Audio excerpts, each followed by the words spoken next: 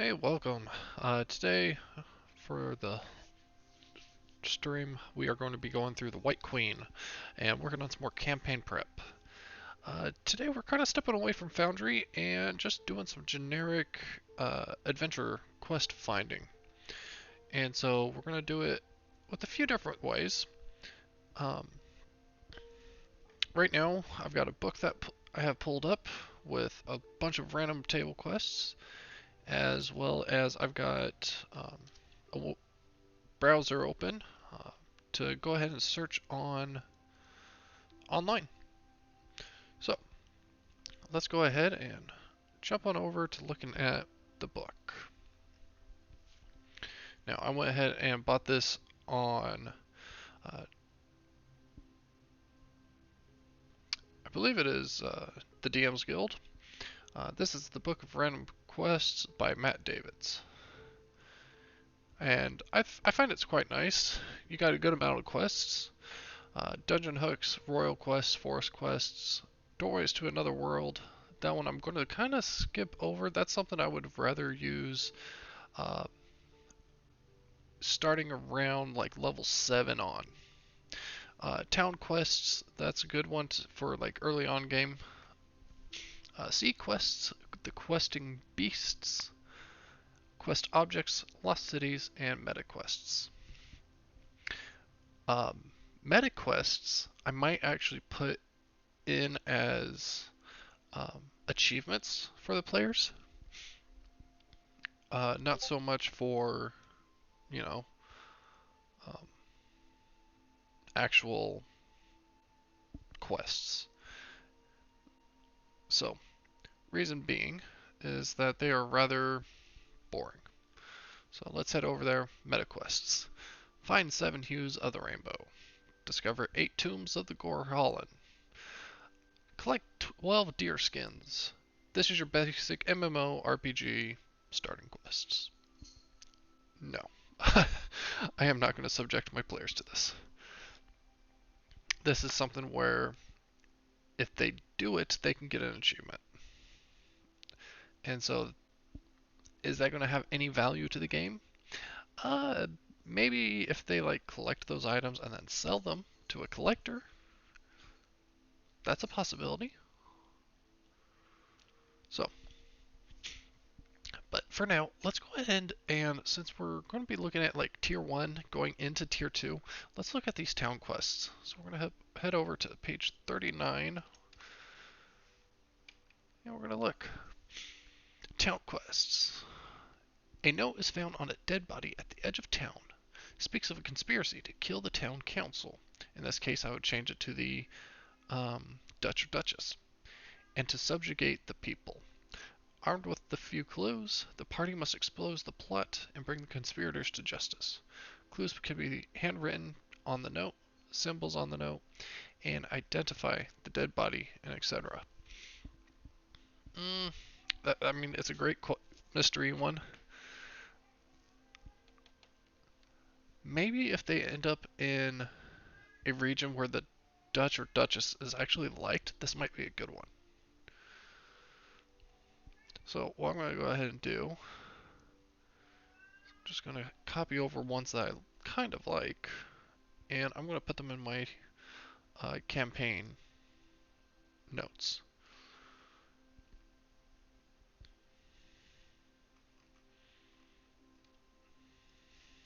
In fact,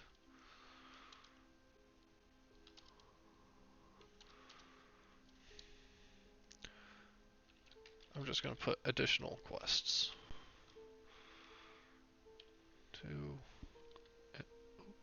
That did not do what I thought it would. Center, oh, center it. And then we got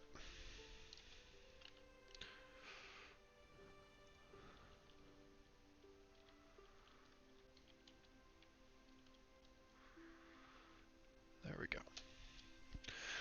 A band of orcs and goblins. So a band of something other than orcs and goblins, because orcs and goblins cannot be found in the Silkmoor Kingdom, are burning and chopping down an ancient forest. The players can intervene to save the forest. If they do, they find out that orcs and goblins are working for a crime boss who is trying to take control of several nearby towns. This one doesn't really catch me so much because we already have a bandit lair in the nearby area where the um, lord or lady is going to be paying quite well, 3,000 gold pieces. So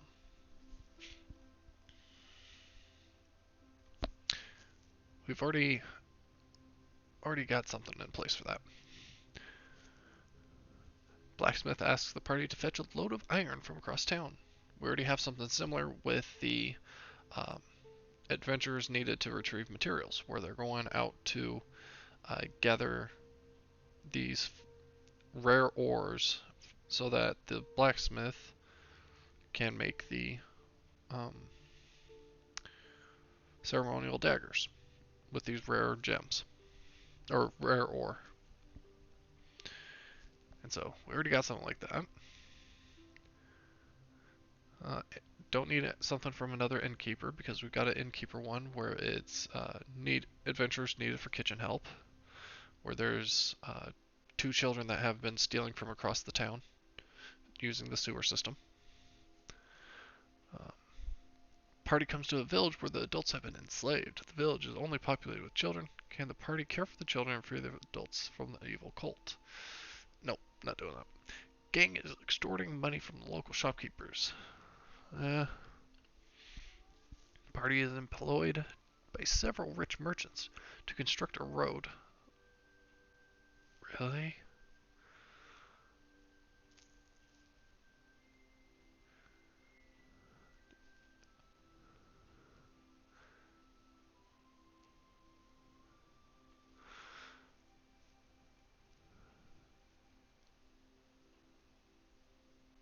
Holy cow.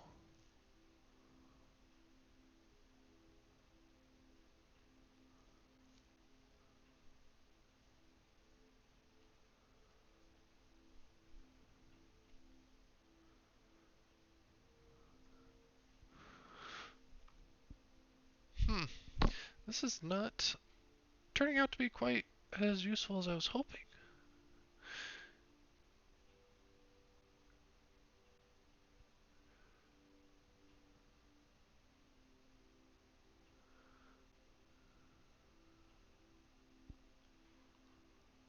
I mean, this one could kind of be funny. A wicked witch cursed a man with extremely dangerous clumsiness. The party must keep him safe from himself while they figure out how to break this curse. Now, this is good for early game when nobody has removed curse. So we can go ahead and add that in, I guess. Put it on the list. Because we are looking for early game. Now, remove curse.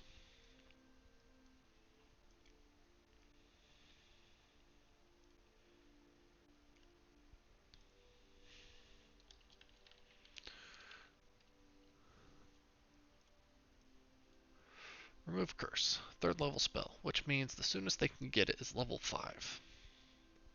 So, we will see about that. So, anywhere before level 5 is good. Especially if there's a cleric in the party. The party needs information from a certain NPC, however the NPC is being held in the city dungeon on a petty charge, and no visitors are allowed. But why would they be needing that information from the NPC?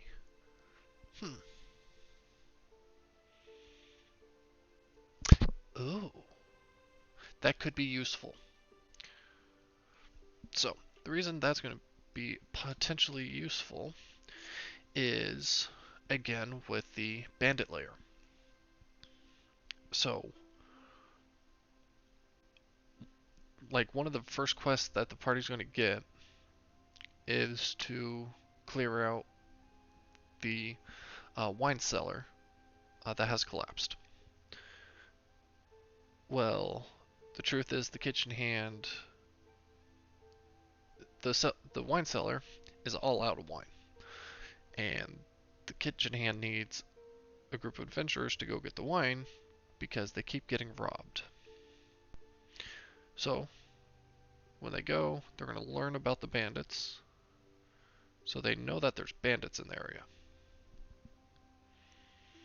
Now, with that, they have a chance to go and find out more information from a bandit that's held up at the camp with an injury. However, if they don't go back and find him, or go out and explore and find him, then this is where it comes in play.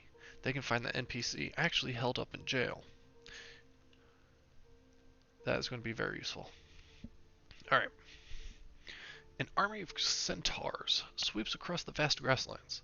They are looting and burning as they go. A town wishes to send an envoy, but no one is brave enough to go. Will the adventurers take up the task? Why? Well, Centaurs 1 needs changed. Looting and burning as they go. Nah. That definitely sounds like a good mid to high tier adventure, but not quite what I'm looking for right now. Pickpockets are working at the market. The party is asked to catch them. A gang of deserters have taken control of a small village. Oh, so a military group. People are living in fear. Who will help them? Arrogant noble has won the archery competition 5 years in a row. The town is ready to cast honors and glory on anyone who can beat them.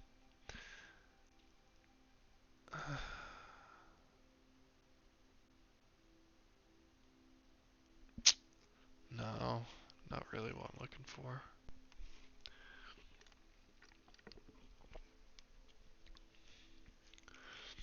Baker asks the party to get a load of flour from the miller. I'm kind of already doing that with the wine. Young child rushes into town and says he needs help. He tells of how his family's farm was attacked. The party investigates and finds the farm was ransacked and the boy's family kidnapped. Okay. Again, this could actually lead into the bandits pretty well. So I'm going to add that in here. And I'm actually going to make a note that these are going to be associated with the bandits. Because that's something that keeps reoccurring.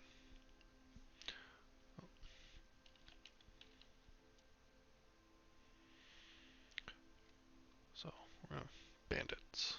We're going to have quests that can hint and clue towards the bandits. And we'll just drop those in as we go along.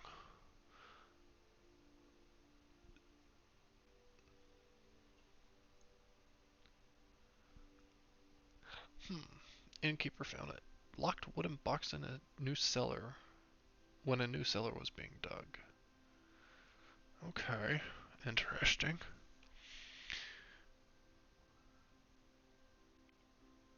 So, the street urchins of the great city have become more bold, and they seem to be more organized. There are whispers and rumors that something dreadful has come to reside in the catacombs beneath the city. We already have something going on beneath this town. There's a strange disease in the poor section of town. No one seems to take much interest since there's always problems in that section. However, the players are persuaded or hired to investigate because the disease may be magical in nature. Holy cow. I mean, that'd be interesting for higher levels, but we'll see. Party must intercept a secret letter before it is delivered, otherwise innocent blood will be shed. I mean, I like that it leaves it vague, but yeah. Subterranean monsters are plaguing a small village. The party becomes trapped in the town with the villagers. They must kill the monster creature to stop the attacks. Okay. there's actually a module on Foundry that is pretty similar to this. And I really liked it. I ran it for a small group of players, and we had fun with it. Um, where like every night, new monsters or like 3 different waves of monsters would attack the town. One of 3 waves. A widow is unjustly being evicted from her home. She asks the party for help. Oh, that could be fun, because she could have a magic item from her late husband who was an adventurer. Magic item from late husband as reward. A baker asks the party. Oh gosh, really? Innkeeper asks for firewood. Oh come on! A violent storm has wrecked the village. This would be good for sea coast one. But really, parties asked them to help, or asked to help them rebuild. Come on. Like, that would be great if I was doing a building sim. An innkeeper asks the party. A strange miasma has come down from the mountain, and the citizens are acting strangely. Everyone seems to have lost their sense of fear and are taking unnecessary risks and even seeking out dangerous thrills. Something must be done before the town destroys itself with its recklessness. Not really. Several packs of feral dogs are roving the town at night. The mayor asks the party to take care of them. That one I can believe a little bit more useful.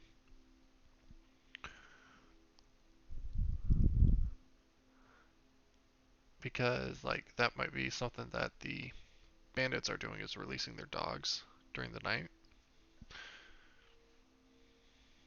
And then in the morning, people are hearing a whistle as the dogs are recalled.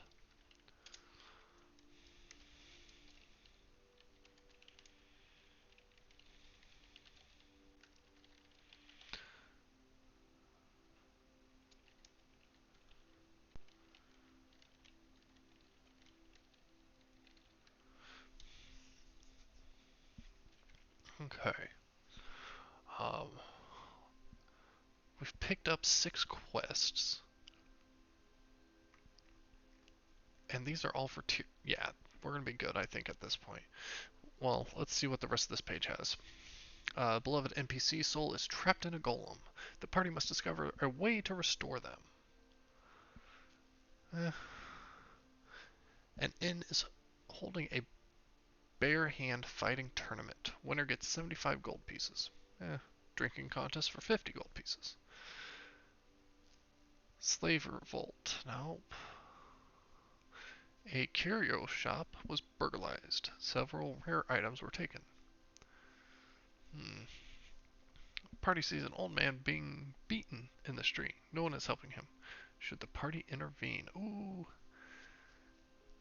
If they do, they easily drive off the attackers. However, they make enemies with the powerful crime boss in the city. I think that would be another good hook into the bandits. So we kind of have our early game boss, which is going to be the bandits. And obviously this is an easy one where it's time sensitive. They either do it or they don't. If they don't do it, consequences. If they do it, consequences. Because if they do it and these bandits get away, now not only do they have a repeating enemy with the bandits that were kicking this guy's backside, they also now are being described to the boss. So the boss kind of knows that he's got some uh, tough guys in town. I like that. All right, let's see what else we got here. Crops are failing. Animals are miscarrying. The town asks the party to investigate. Local teenagers are taking martial lessons, are becoming bullies. Some think it's because of their teacher, an angry ex-monk. A bullied teen asks the party to help. A poor peasant farming family needs help against bandits trying to steal their land. We already picked up something like that, where the young boy was running from his farmhouse because the bandits attacked and kidnapped his family. Uh, the town keeps growing and new foundations are dug. An entrance to a long-forgotten catacomb is discovered. The players are hired to explore the catacombs. We already have a catacomb one with the strange sounds, where the monks, or it's not the monks, it's some sort of priest and the friars, where the friars had gone down into the catacombs to do their prayers, but when they started to approach the wizard's catacombs, there was something with a large eye underneath. And I think we picked up a different monster than what was described. Alright. Alright.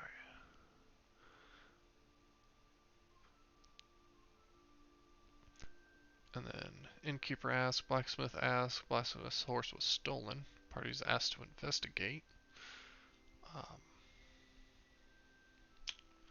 an orphan slips one character a note. It says they need help to meet later at a certain location.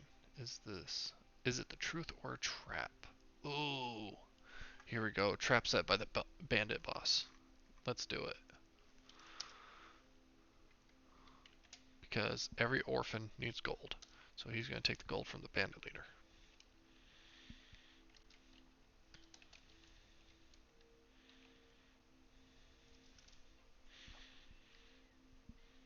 Alright, and then lastly, a giant has decided to take a nap in a local farmer's field. Nope, don't care.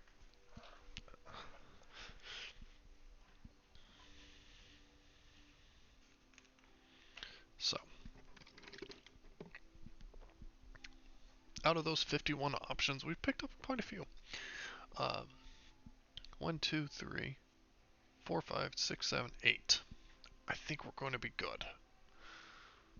So, let's go ahead and head into Foundry. Let's take a look at what we got and what we can do there. So today, went back to listening to Ivan Dutch's music. He's got a fair number of playlists. So, uh, we're listening to Into the Forest right now. Let's go ahead and head over and listen to The Three Ladies Hold. These are the peaceful loops.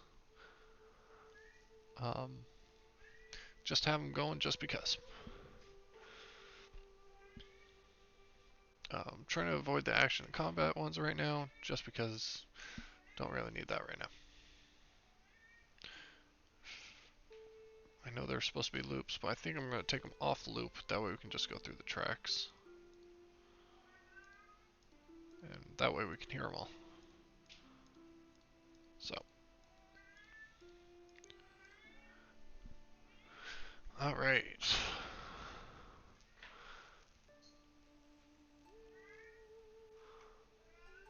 Let's see here.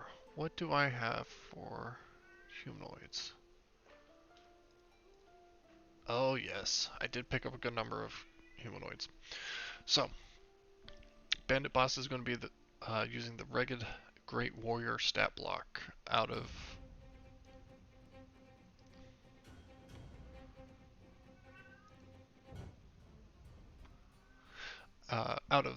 Icewind Dale, Realm of the Frost Maiden.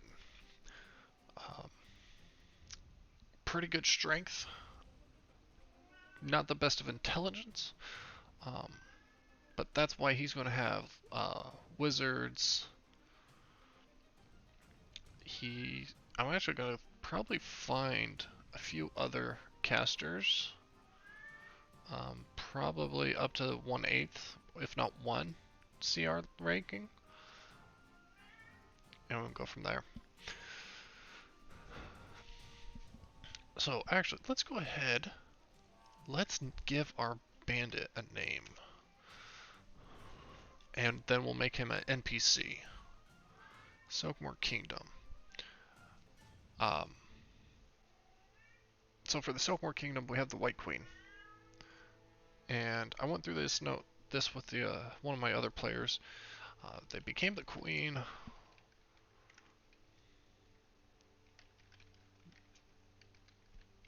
about 200 years ago.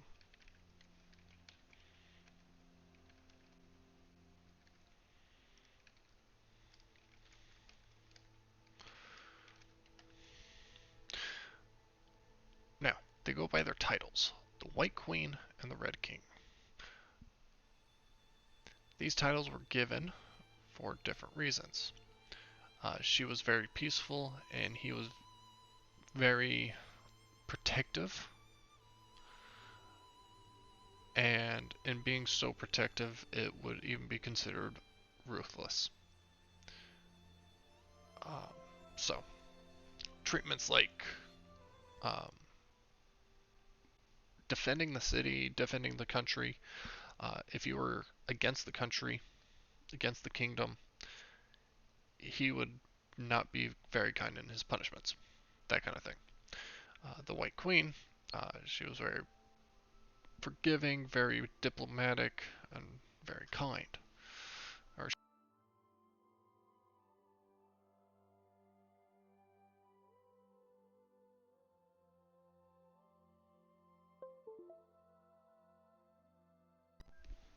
so, with that, let's go ahead. Uh, got those notes saved. I'm going to close that. Um, a warrior. Now, we've got a number of uh, types of races that the warrior can be. Dwarf, elf, gnome, Goliath, half elf, halfling, human. Let's go ahead and take a look at something kind of along the lines of um, a Goliath or a giant. Because this guy is going to be, good size. And I mean, he's got great physical stats. Oh, I like that. I'm going to go ahead and go with Zathos. Now, the party might come across these kind of fighters later on. So what I'm going to do is I'm going to go ahead and drag a copy over here. We're going to name him Zathos. We're going to go into the prototype token, link it. That way they can always find, or they can, that way when I drag them out, none of the stats change. And there we go. So I drag out Zathos. I know what the deal is with him. I know he's gonna have consistent stats. What I might want to do, actually, is include um, legendary actions. And so we'll look at doing that.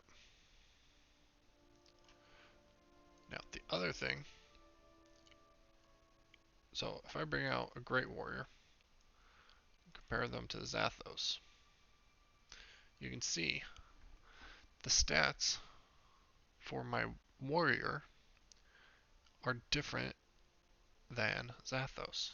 And that's because I have a module that rolls hit points, strength, dex, every ability score. And it's rolled with dice. So hit points is the 15d8 plus 45.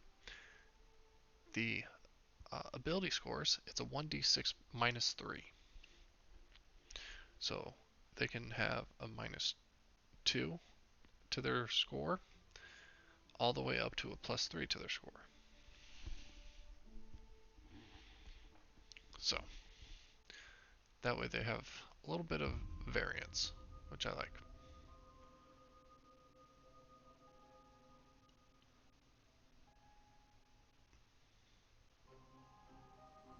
So let's go ahead and get rid of those. Alright, so Zathos. Let's take a look into Zathos. I am going to push this stuff down because I don't care for it so much right now. And we're going to give it a heading.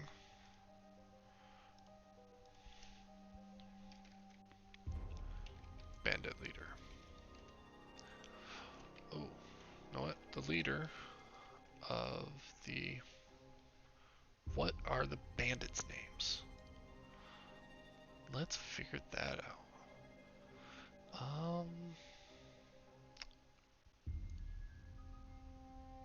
Cult... Bandits... Nope. Groups. And so, like right now, I'm using fantasy name generators. Very great resource for populating names, assuming you can find the group you're looking for. Gang, here we go. This is close enough.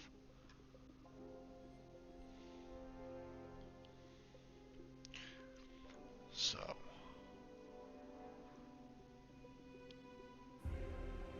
what to call them?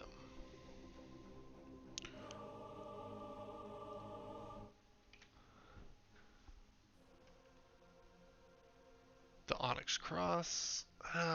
Maybe if the main guy was like a religious person, or was. The Hopeless? The Hopeless Bandits? No.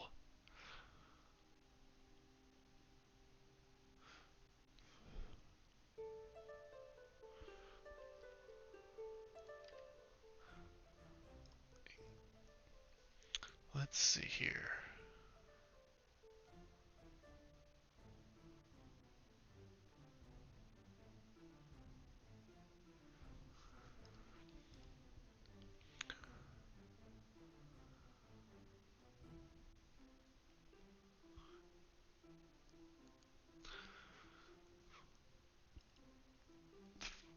We can go with the Fireblood crew.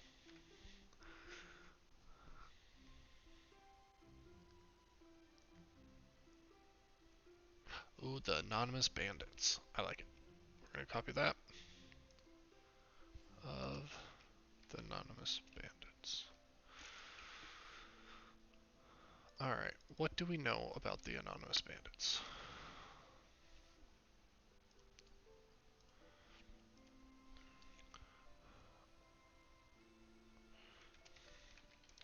They are known for hiding their faces,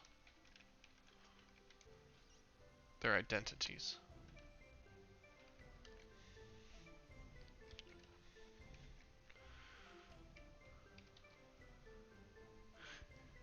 When they are seen out and about,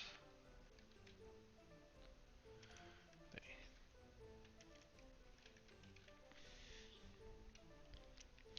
typically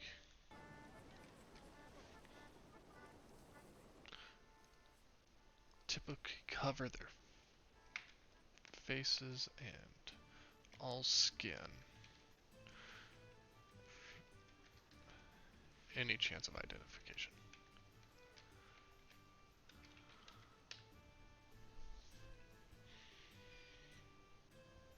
Okay. Zathos is no exception. But when killing an opponent, an enemy. I knew I would spell that wrong. Always do. Oh. Well, I guess I'll go over here.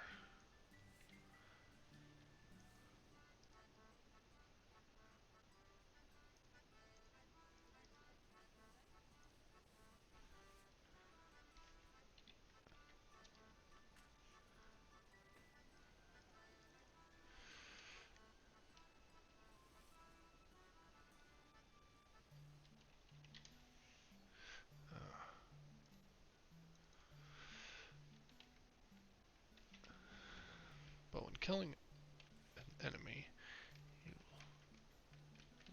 feel his scarred face.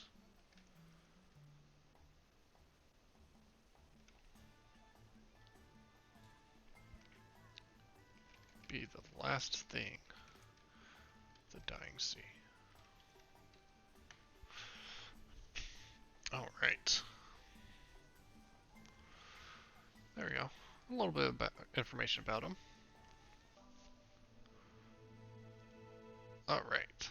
So, we'll go ahead and save that. Call it good for now with Zathos.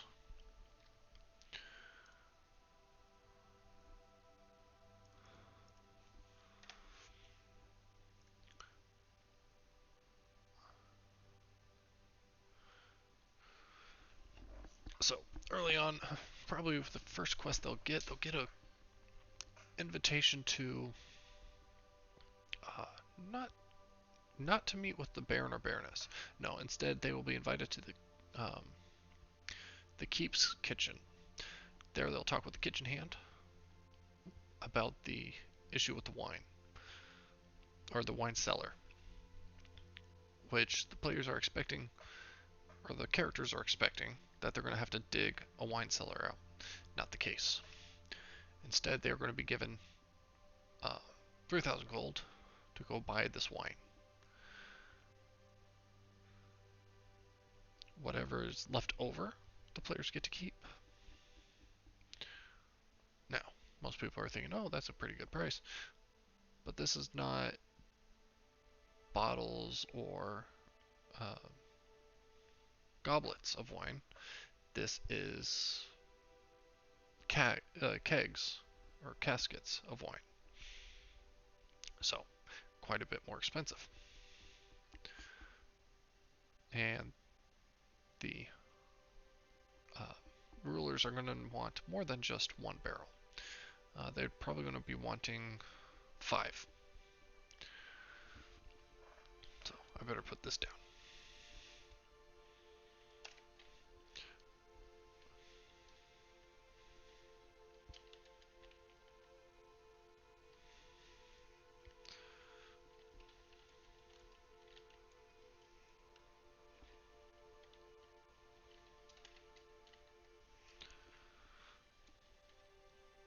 So needing at least, no, we're going to do at least 10 barrels.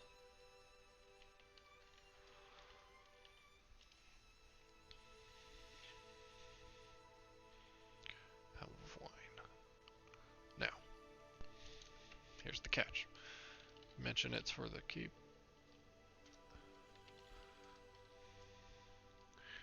It's going to be 275 gold pieces per barrel. Don't mention it.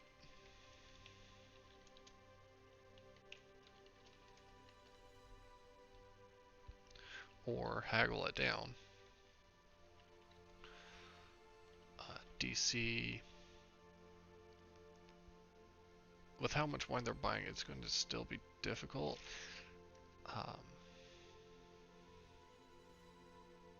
I'm going to do a fluctuating DC on this. Alright, so DC 25.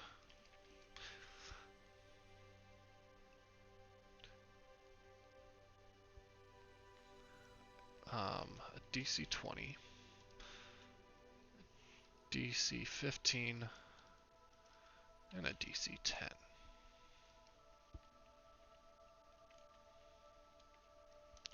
And really, the DC 10's not going to happen, or be anything.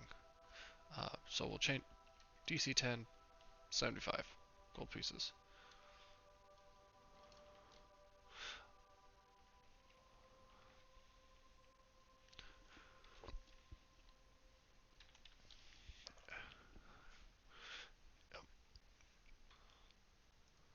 So, 15, we'll make it 260 gold pieces. 20, we'll make it 250 gold pieces.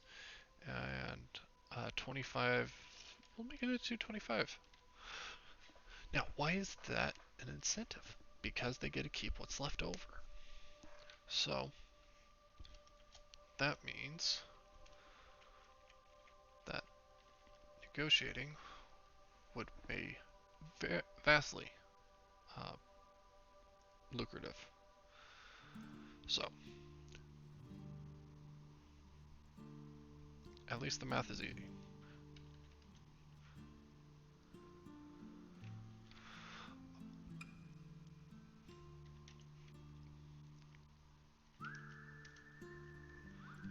Oh, there's a Western. Gotta love when a Western comes on because you can easily identify it.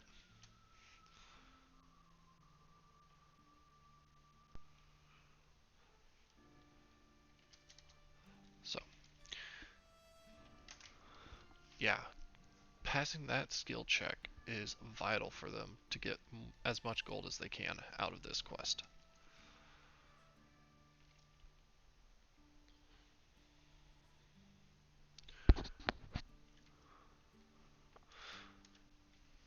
Alright, so the Baron, I'm just going to leave it at the Baron for ease of speaking. The Baron is looking for workers to dig out a cellar that has collapsed. They're paying quite well. 3,000. And so, um, the Baron is looking for workers that has collapsed. They're paying quite well. They are to the adventurers are to meet with the kitchen hand to get the work done.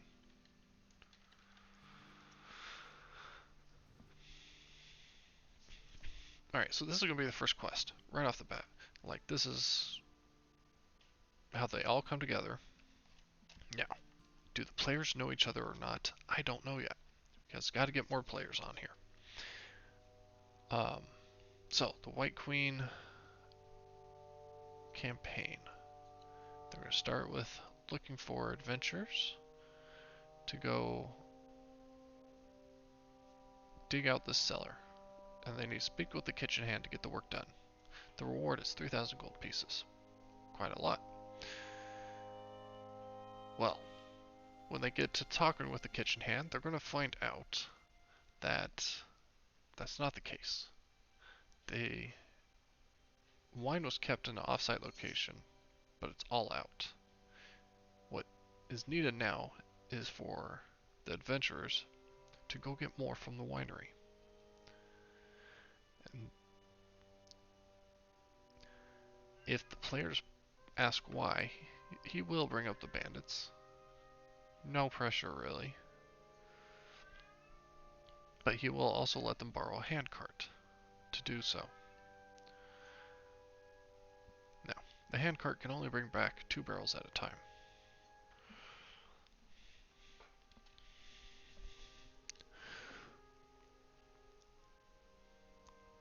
Ooh. Wine cart. The cart with the wine can become a casualty. Oh, that would be dastardly. Can you imagine a stray arrow causing a wine barrel to start leaking? Oh, that would cause, yeah, that would cause problems.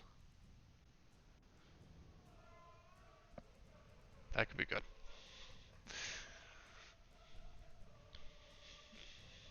Now, they will, in one of the 5 trips, because the barrel or cart can only carry 2 barrels, they will come across some warriors, or the bandits.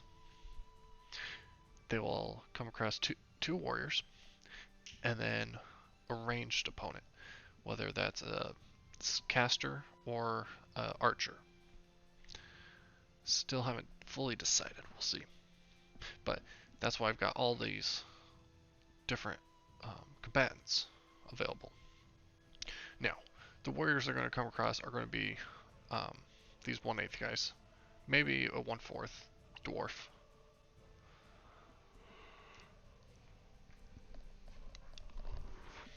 Because they are going to be starting at level 1. They did leave a comrade back at camp. Now, camp being a small little setup, not the bandit lair, which would be quite a ways away. So,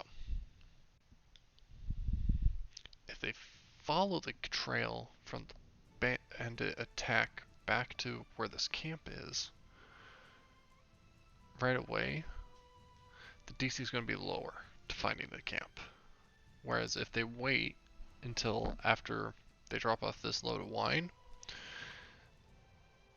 then the DC is going to go up a little bit just because of the time change and they're not physically at the same spot. I mean, you'd still have the blood in the bodies, I guess, but still. Alright, so there's that one. I am very happy with that, actually.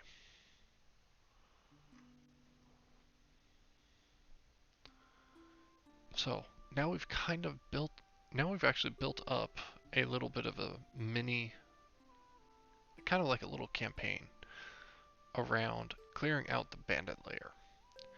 And this is great for building up the prestige within the little area. So, around the city. Because you know that these bandits are not just hitting one town. They're going to be hitting other little towns in the area. They're probably actually going to be trying their best to avoid the city, because the city is where the guards are. Whereas the towns, they have just their local militia, which is the farmers and the blacksmiths.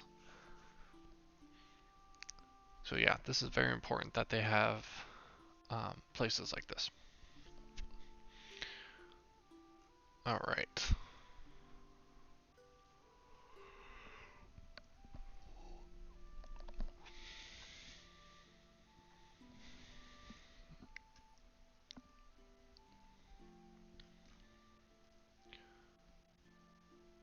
So, I'm going to go ahead and just bring this on over because I feel like we may as well. Alright. So, kind of see the path I'm looking at here. All of this, though, is going to be level 1. And it's actually not clear the bandits.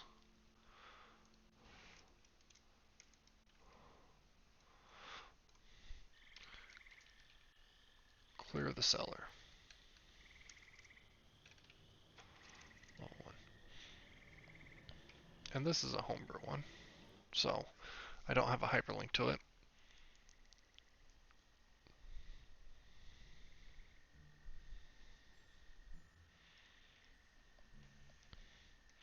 And I want to go ahead and put a note in here.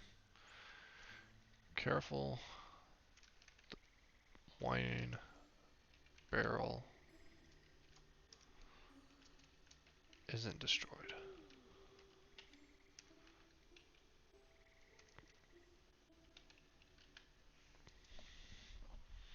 Alright. So there's that one. Clear the cellar. First quest, let's do it.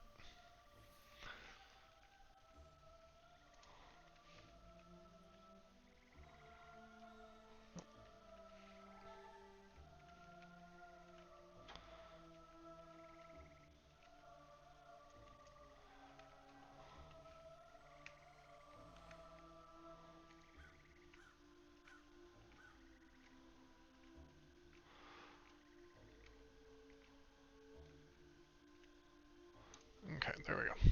Everything's lined up perfectly fine now. Alright. Adventurers need to retrieve materials. We're good there. Now, kind of already put down the quest reward here at the top. 5 gold per ore, minimum of 5 ore, so 25 gold. Very low. But the other thing we're looking for, that's really key here, is a +1 weapon. That is going to be huge. Because that's like their first chance at a magic weapon, which, of course, who doesn't want a magical weapon? But it's only one magic weapon, not one for the whole party. So, um, and a creature that I've been really wanting to use is the Kruthic, which is not a common enemy. And actually, I don't think it's even in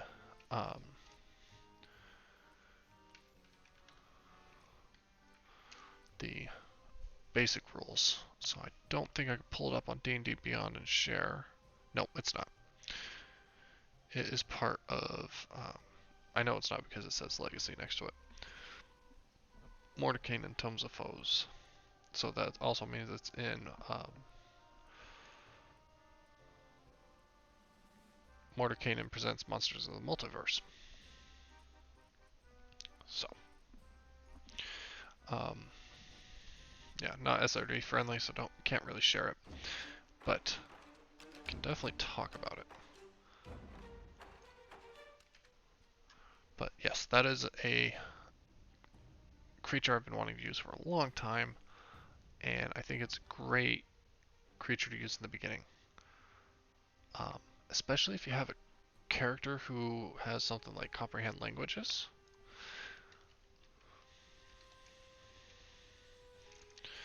Because if they have that, which is a first level spell,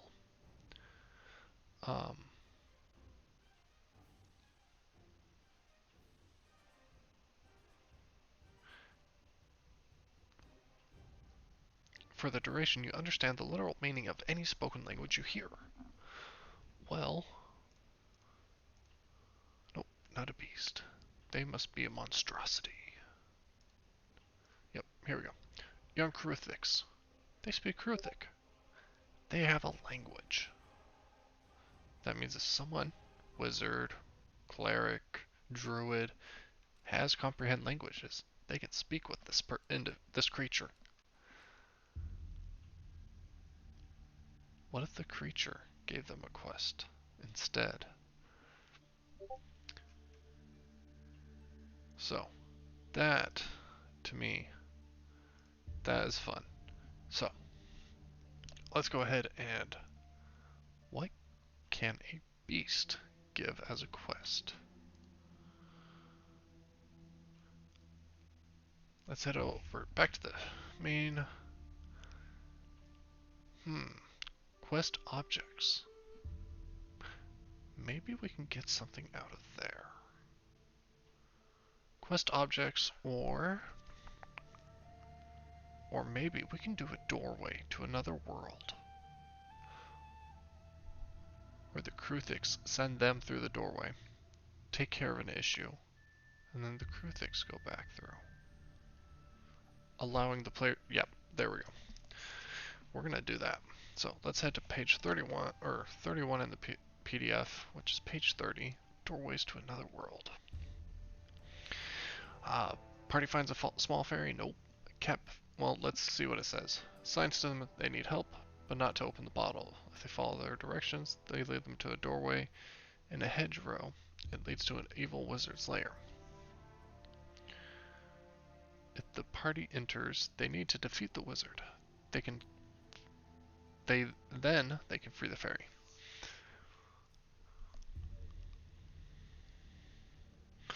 Okay. Just change it from a small fairy to the Kruthics. That's possible.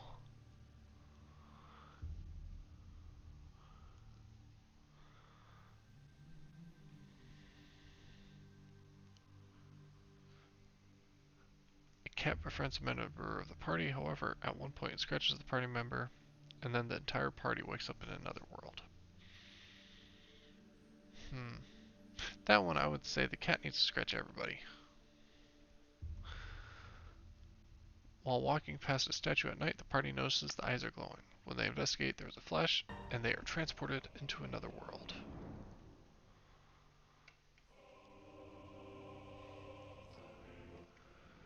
That's a possibility. While traveling, the party is ambushed by an unseen enemy, and as arrows pierce them, they each wake in another world. Alright, so right now, I'm kind of thinking this fifth one here, while walking past a statue at night. But I'm still not too keen on it.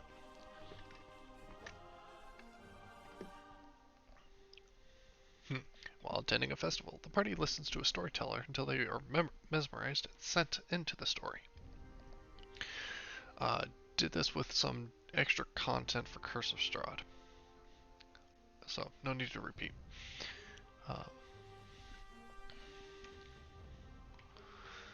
The party sits down for a well-deserved meal at an inn. Nope.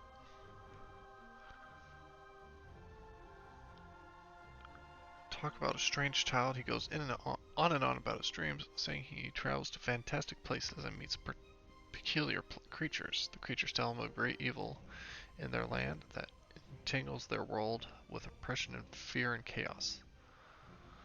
Ah.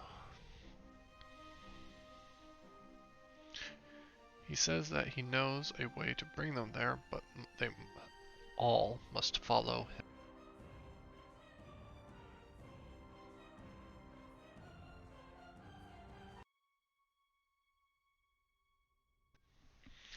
So, alright. Party finds a well in a forest. A strange flower spits its spores at the party. Ooh, this actually would work with the um, Kruthix. So, let's go ahead and put that on our docket.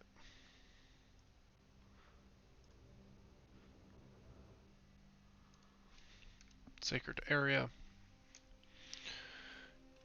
can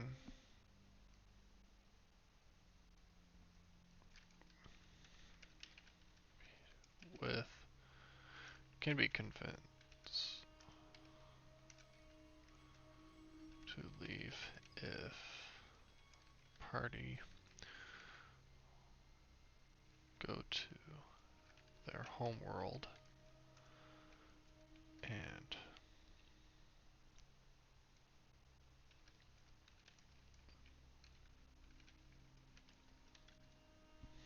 so the Kruthix will not attack first. And in fact, the party, they can stay and gather ore, but for each ore they gather, more Kruthik are going to appear. It's going to take... Okay, hold up. I gotta be typing this as we go. So, sacred area. The ore is in a sacred area and won't let the party gather it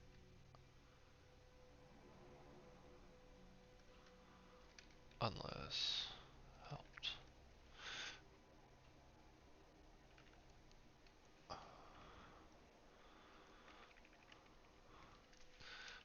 Will leave if the party will go to their homeworld and get rid of an evil for them.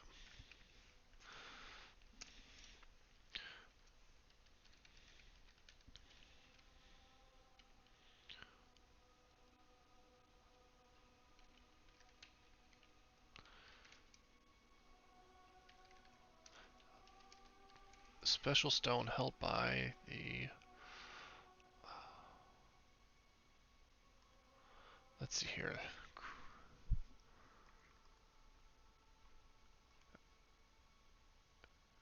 We have young Kruthix, we have adult Kruthix. So young, adult, I believe there was another one. Oh, the Hive Lord. I think that's it. Yep.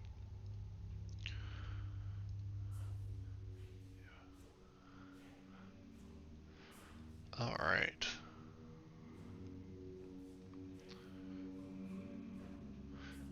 So, let's go ahead and pull up sheet once more. So, held by the Hive Lord.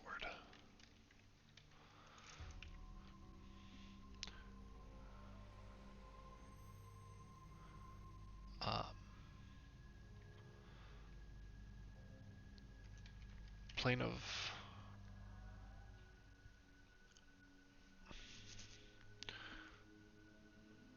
Earth, Stone. Let's see here, 5e planes of existence. D&D 5e. We have the material plane, which is kind of what they'll be on to start with.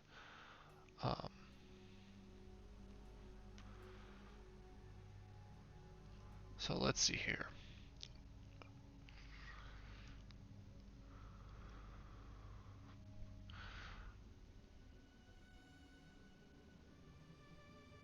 Let's see here.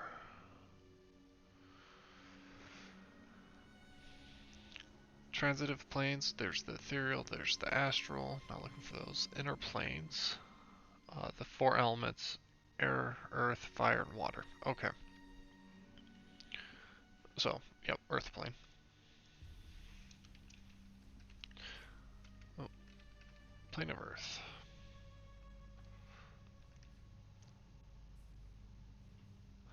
The problem is this starts to make it very difficult and very likely that I'm going to be killing them.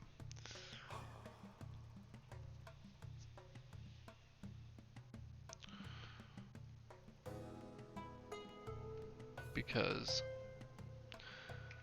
it's not going to be likely that these creatures, the Kurthik, are going to be driven out without good reason.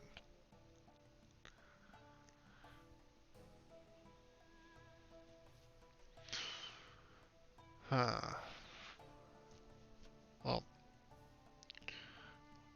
let's figure something else out for them then.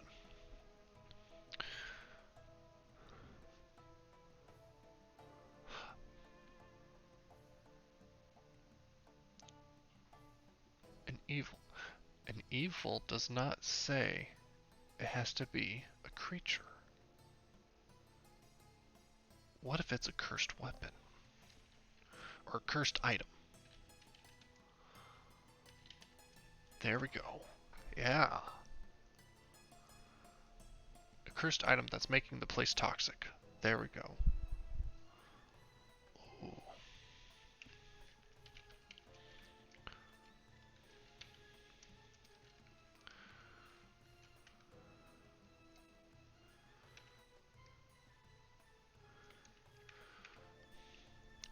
So what has driven in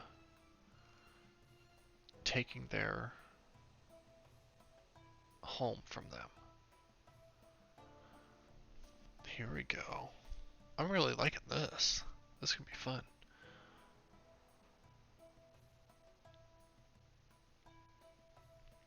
Oh, hey guys. Sorry I didn't see you there. So, yeah, let's see here. What would be a fun little creature that would drive the Kruthic out of the Earth, out of the Earth plane? Another.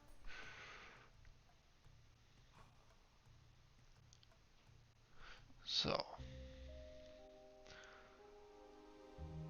let's go ahead and see what monsters we got.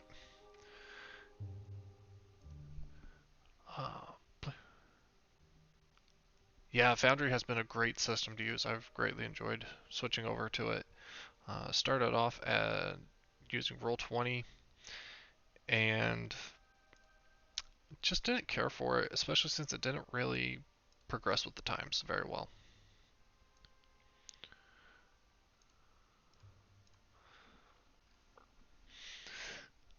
Ooh, here we go.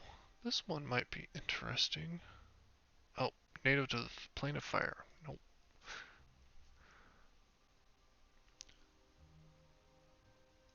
Um,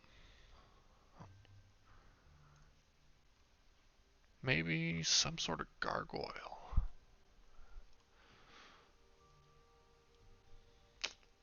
Man, most of these creatures are fire elemental. So, let's go ahead and see what else we got that would drive out the Kruthic. Huh. I mean, gargoyle is the only one that I'm really seeing that would be like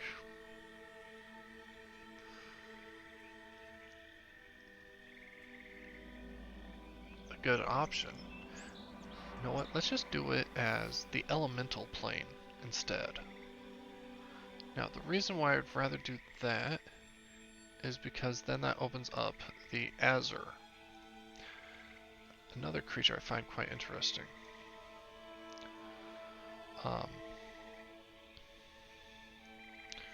Reason being, they kind of look like a little flame dwarf, but made out of bronze.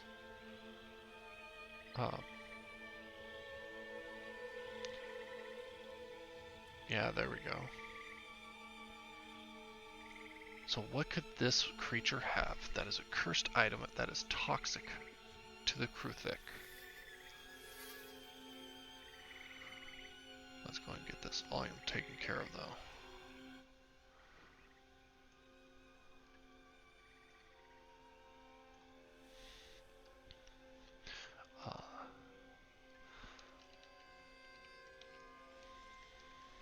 And that's the nice thing about my own homebrew world is I get to play around with what the planes are. So we have the elemental plane.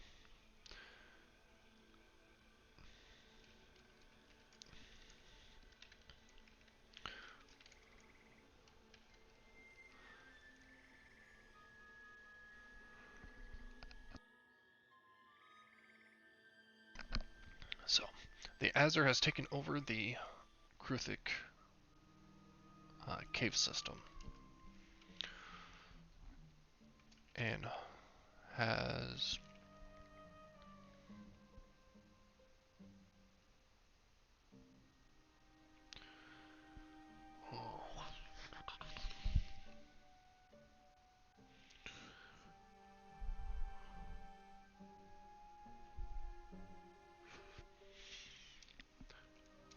has a cursed. Let's go with the pendant, or well, let's see what items we have that are cursed. So let's start with that. Always interesting to see. Let's see here. Effect type. Oh.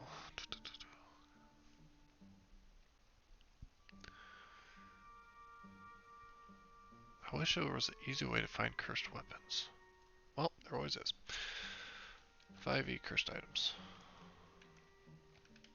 Don't want weapons, I want items. Here we go. Let's see here. Let's see if there's anything common.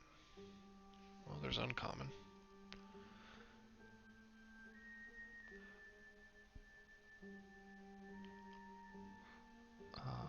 Armor of silence.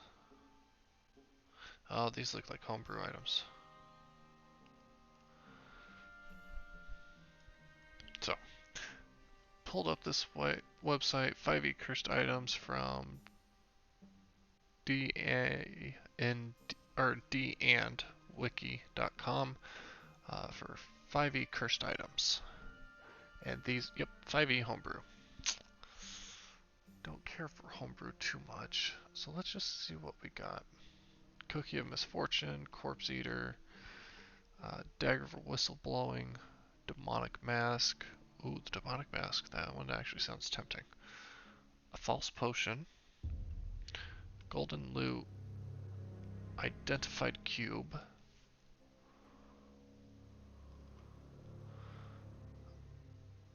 can't even say those, so I'm not even going to bother with them. The Lusty Lusty Maiden's Earring is not going to be it. A Mood Ring, Noroki, Pen of Illiteracy, Possum Poultice, Potion of Damaging, cutlass, a charm, reluctant. Alright, let's just find something else because most of those were not quite what I was looking for. Bag of rats. Appears to be a bag of holding. It functions the same as such when you attempt to place item with it. The interior is extra-dimensional and contains swarms of rats held in status. When you attempt to reach the item, the swarm of rats is released. The swarm appears in space also occupied by you. Oh. Boring.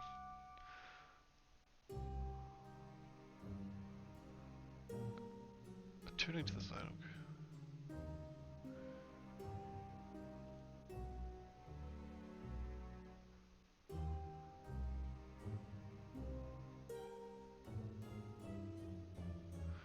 No. Could get misfortune. Holy cow. Nope. Let's see.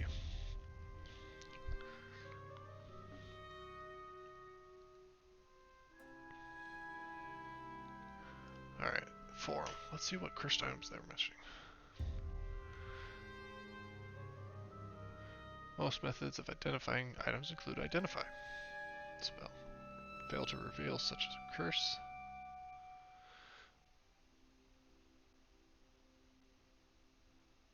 Although lore might hint at it, a curse should be a surprise to the item's user when the curse effects are revealed.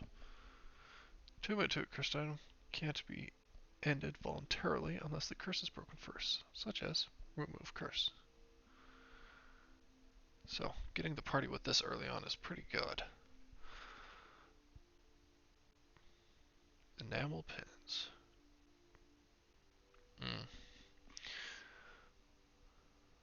I know when we went to Disneyland, pin trading was quite common, so my wife and sister were huge into that. Alright, this form's not really going to have what I'm looking for cursed items.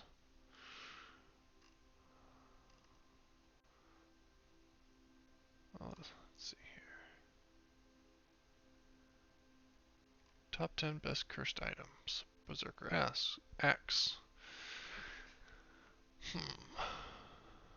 is found in the DMG.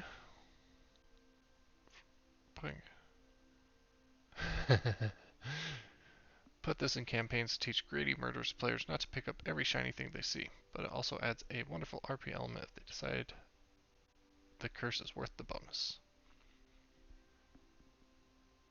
Okay.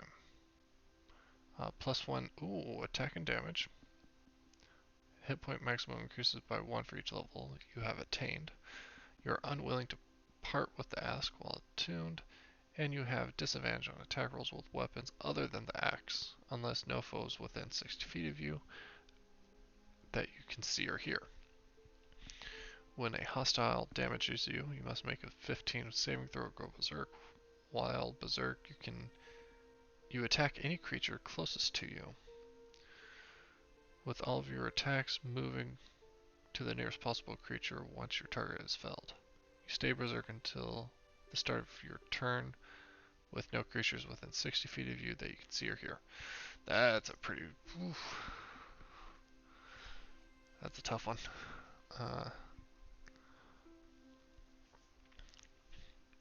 Boots of Mysterious Stepping.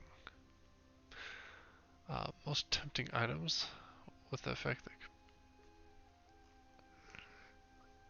Dust of Sneezing and Choking. Shield of Missile Attraction. Bag of Devouring. Bracelet of Rock Magic.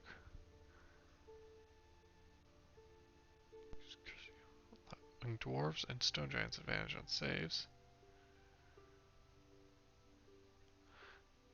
When any of the above races fail to save, the spell is twisted against its creator.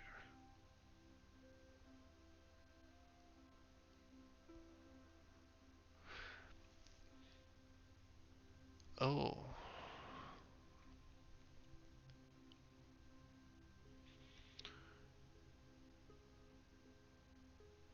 Oh. As well as immunity to petrification, you When you attune to this bracelet, you can cast Flesh to Stone with a save of 15. After Flesh to Stone is cast 3 times, the ability fades and you can cast Stone Shape a total of 13 times until the bracelet loses all magic. Dwarves and Snow Giants make the Stone to Flesh save at advantage. And on success, the spell is turned on the caster, who makes the save at disadvantage. Oh, on a failure, the caster is instantly petrified. Oh. So you keep that fact of those last 2 bullets hidden. That's interesting.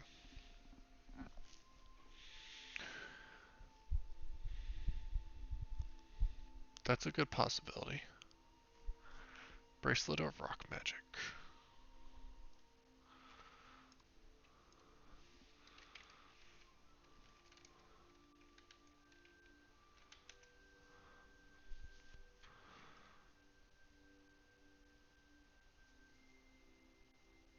Oh, interesting. That is part of the Hidden Shrine of Tamakan. Originally published in 1980 as an adventure for the first edition of D&D. But it did not make its way into any other books.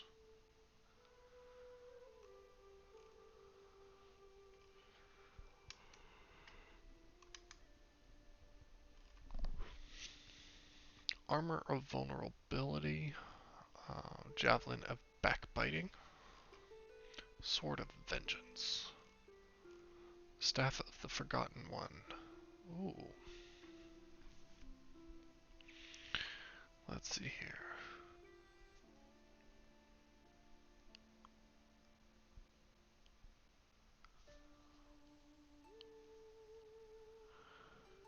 Oh, it's a +3 quarter staff. Ooh. That means this is a high level item. Nope, not what I'm looking for. Alright.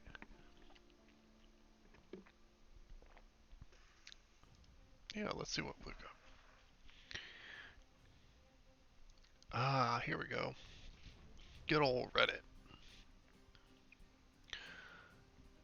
And this is a building one. Ring of Vertigo. No. Ring of Wild. Necklace of Half-Kind. Now look like a halfling to everyone, including yourself. However, careful not to hit your head. That's about 3 feet above your eyes.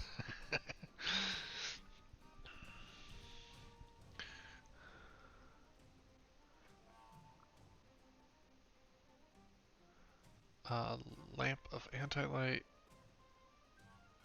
That once lit is extremely difficult to turn off as it actually absorbs light around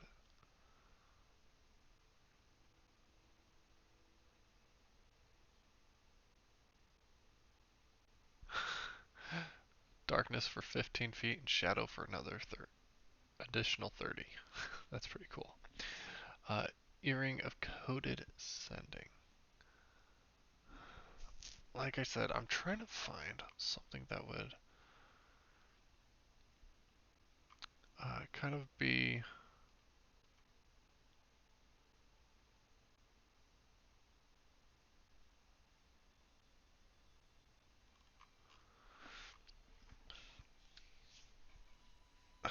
something that would discourage the Kruthic from being around.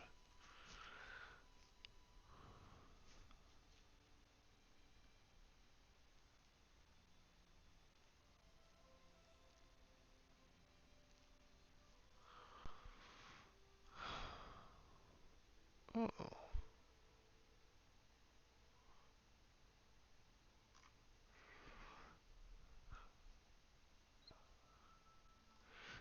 man.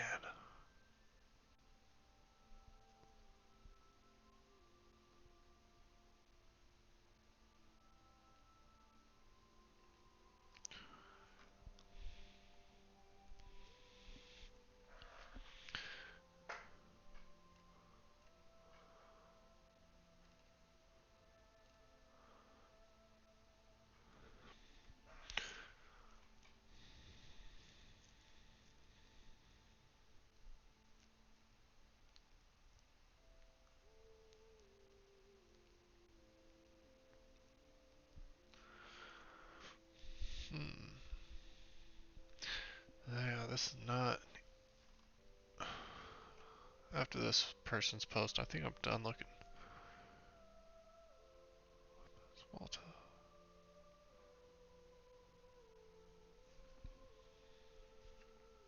Okay, yep, I'm done looking. We're gonna have to come up with something. So,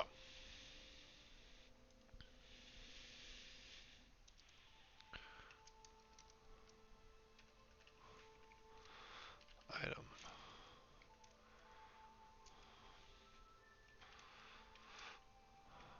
Um, I like the idea of some sort of ring or necklace.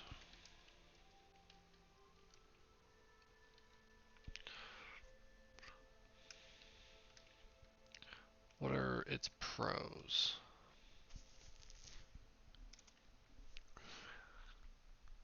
What does it do?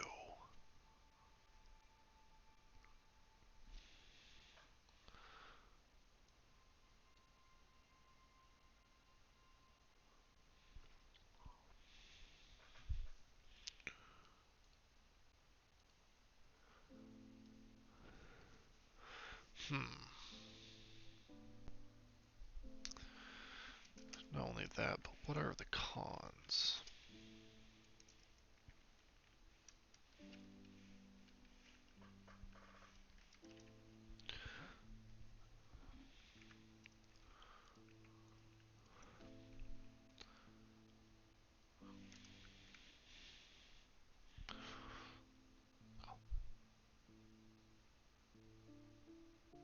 Oh. Well, it's gotta do something with like poison or toxin, I think. Okay.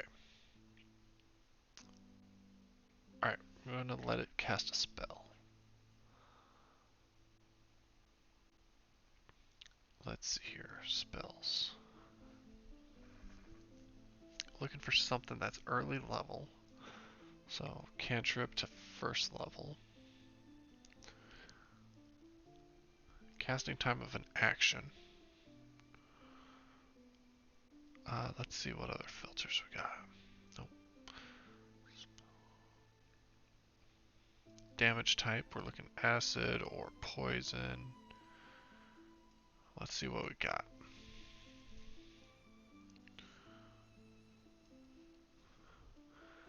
So, acid splash, chaos bolt, chromatic orb, infestation, poison spray, primal savagery, ray of sickness, Tasha's caustic brew. Stream of acid emanates from you in a line of 30 feet long, 5 wide. Each creature in the line must succeed a dexterity saving throw or be covered in acid.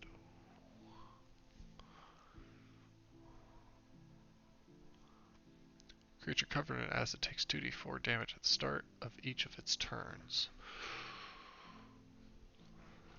That could be a good one. That's from Tasha's Cauldron of Everything. Ray of Sickness, PHB. A ray of sickening greenish energy lashes out towards a creature. Still leaning towards Tasha's.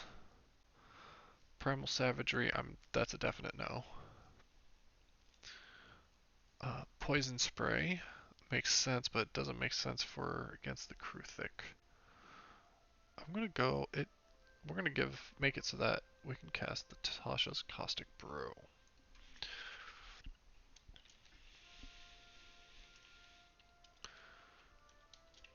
Tasha's Caustic Brew.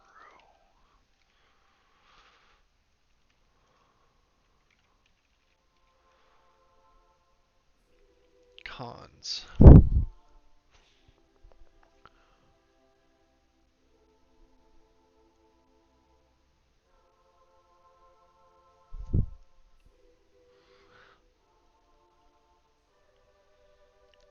What would be a good con?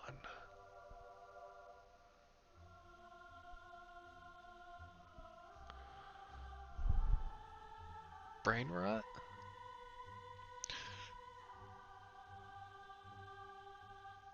player has to roll intelligence saving throws at disadvantage. That's something that they probably wouldn't even notice for a long time.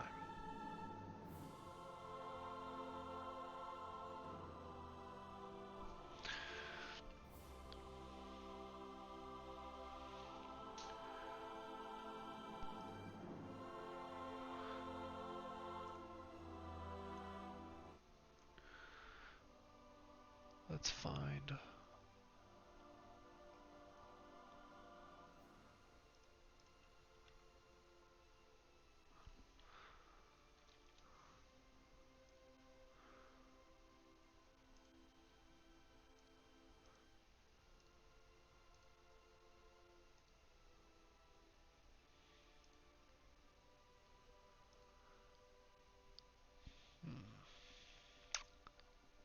I wish I knew of a...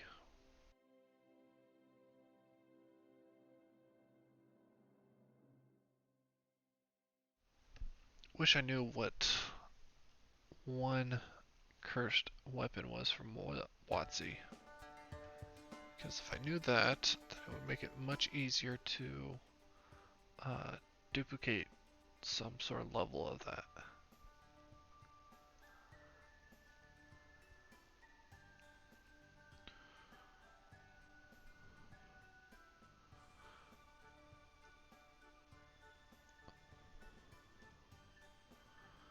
Let's see here.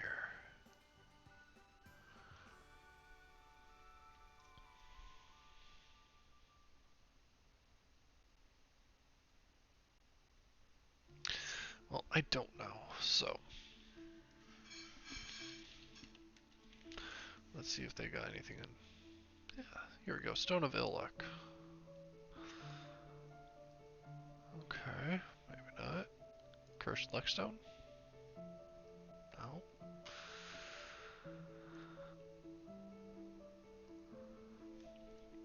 Any humanoid you touch while holding the orb must make a DC 10 saving throw.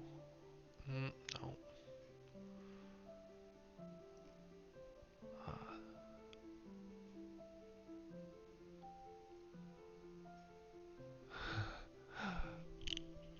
So, the Stone of Ill Luck.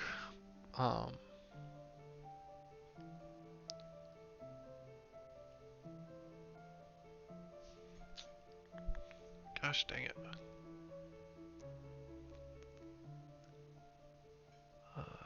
Cursed Luckstone. As long as you remain cursed, you cannot discard the stone. And it's not... Okay, perfect. So...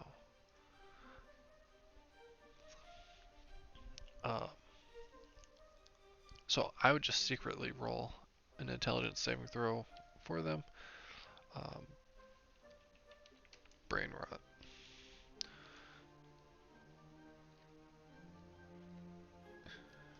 Saving throws done at disadvantage.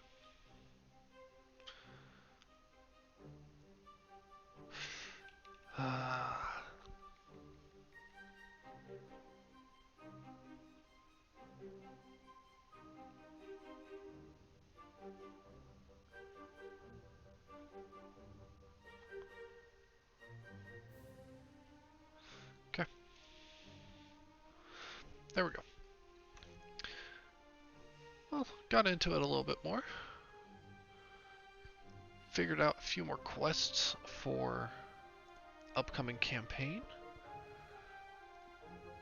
Figured out a little bit more into the early tiers of play. How this bandit camp is going to play more of a vital role into becoming level 4. I'm really actually looking forward to this. This should be a lot of fun. Especially with the crew thick. Because if the players actually speak with them, now not only do they get to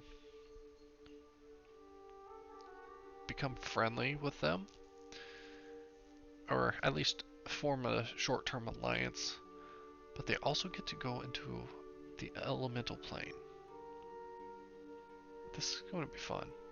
I'm looking forward to this. Well, Till next time, keep having fun, adventure on, and have a good night.